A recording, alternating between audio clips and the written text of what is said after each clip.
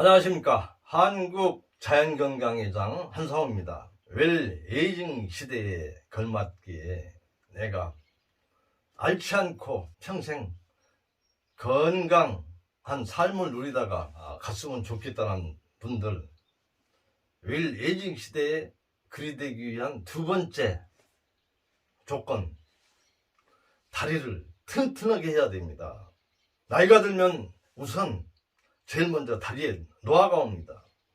젊은 시절에 그렇게 건강했던 분들이 그 뒷모습을 보게 되면 나이가 들어서 허리는 구부정하고 다리는 무겁고 걸음걸이가 터덜터덜 걸립니다. 고개는 늘어뜨리고 굉장히 맥이 없이 걷게 되는 거거든요. 인생무상 세월이 더없이 흘러서 연세가 되면 어쩔 수 없구나. 우리는 그렇게 우리 모두는 다 그렇게 생각을 합니다. 나이가 들면은 다리에 노화가 제일 먼저 오기 때문에 그러면 어떻게 해요? 다리를 튼튼하면 되지 않겠습니까? 그죠? 다리를 튼튼하게 하는 것이 바로 젊음의 비결입니다. 무병장수신 분들을 보게 되면은 죽는 날까지 항상 가만히 쉬고 있질 않습니다. 항상 야외에서 몸을 움직입니다. 일을 합니다. 활동하십니다. 그리고 그러다 보니까 자세가 바릅니다. 바로 무병장수사의 공통적인 모습입니다. 나이가 들면 있잖아요. 그 아킬레스건이 수축이 됩니다. 발목에.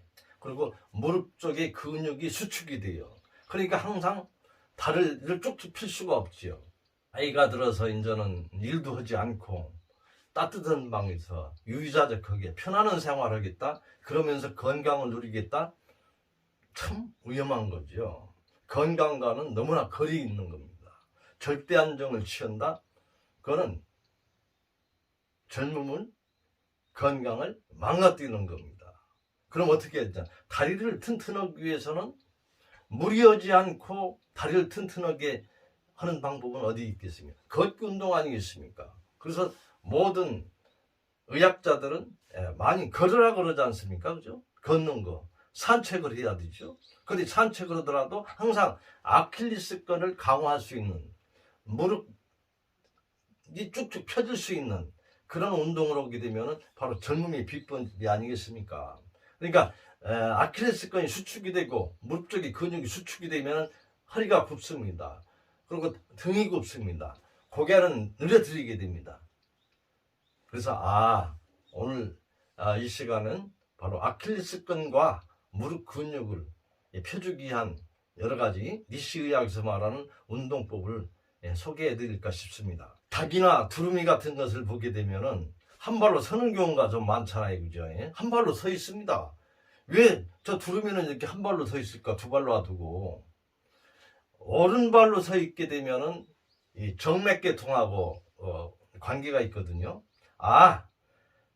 굉장히 음식을 해로운 것을 많이 먹었구나. 그래서 해독하기 위해서 오른발로 서 있구나라고 생각하십니다. 이 정맥은 주로 이제 해독, 신장계통, 간계통하고 관계가 있거든요.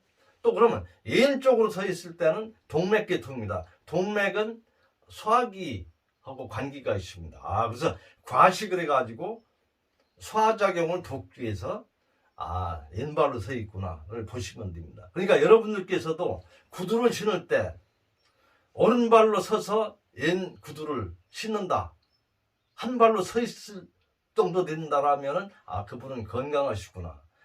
왼발로 서서 구두를 신을 수가 있게 되면 그분도 역시 건강하시구나. 그러니까 한 발로 서서 구두를 신을 수가 있어야 되는 거고, 적어도 한 발로 15분 이상은 설 수 있는 그런 몸을 만들어야 됩니다.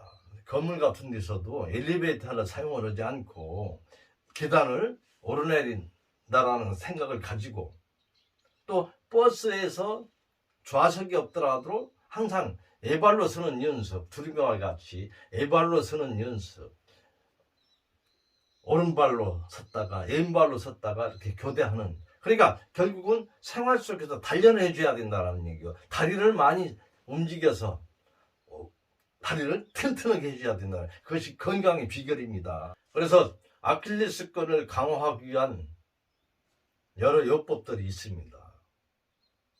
하이힐을 신는다든가 하는 경우는 아주 잘못된 거죠. 그죠? 그리고 뒷굽이 높다라는 것도 아킬레스건을 이렇게 신전시켜주는 거하고는 거리가 먼 거죠.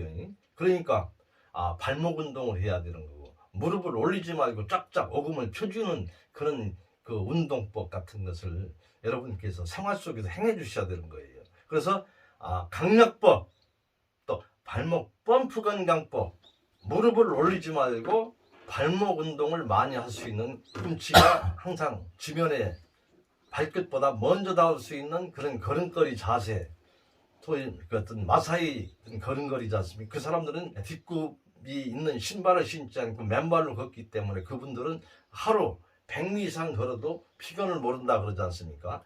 그런 걸음걸이 자세 같은 것이 굉장히 중요합니다. 우리가 가만히 이렇게 생각해 볼 때, 우리가 이렇게 물질 문명 이전에는 거의 사냥을 해서 음식물을 취했지 않습니까? 산에 가서 뛰고 달리고 하면서 짐승을 쫓아서 다리를 많이 사용을 해야 돼요. 그런 가운데서 음식을 많이 먹게 되면 다리에 병이 옵니다. 다리에 많이 먹어서 다리에 병이 온다라는 것은 뭐겠어요? 자연이 우리한테 경고하는 거예요.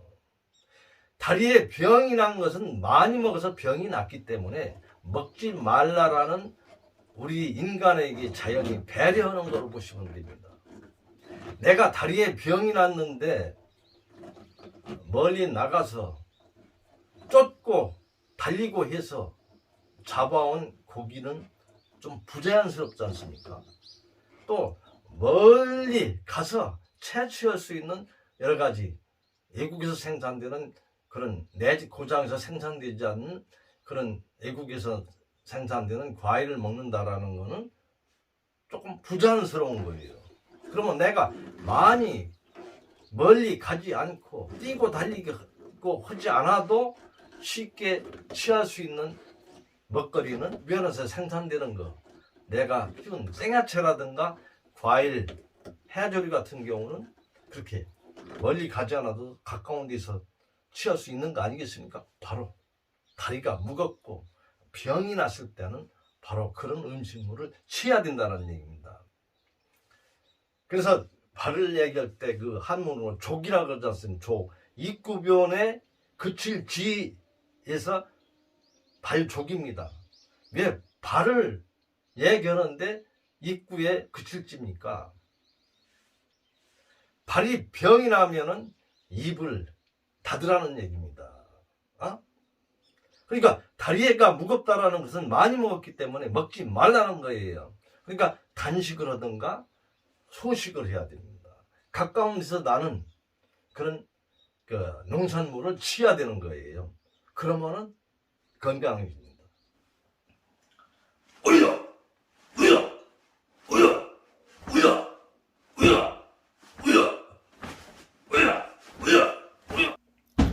미국의 시올 박사는 1940년에 발과 그 보호라고 하는 책을 냈는데, 박사의 설에 의하면 근대인은 10명 중 거의 7명까지는 발에 고장을 가지고 있다. 감기에 걸리거나 설사를 하거나 치아나 코 등이 나쁜 사람, 혹은 편도선 또는 갑상선의 병에 걸려있는 사람 100명 중 70 내지 95명은 발에 고장이 있기 때문이다.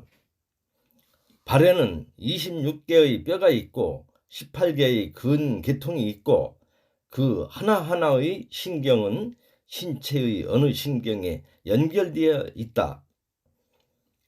발의 고장은 전신을 지배한다. 네 발로 기어서 걷는 동물은 발의 끝부터 손의 끝까지 혈액을 평등하게 순환하지만, 인간은 태어나서 1년 지나면 걸음마 잘한다고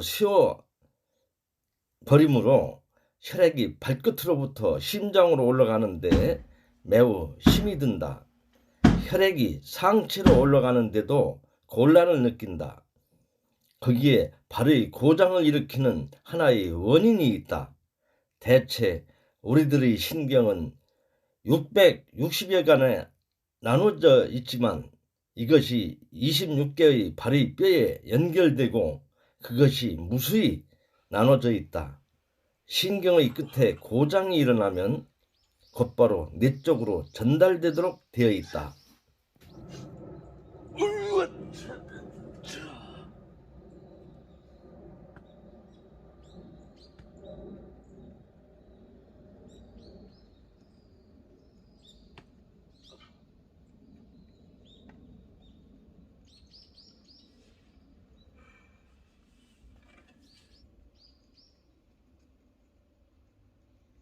와.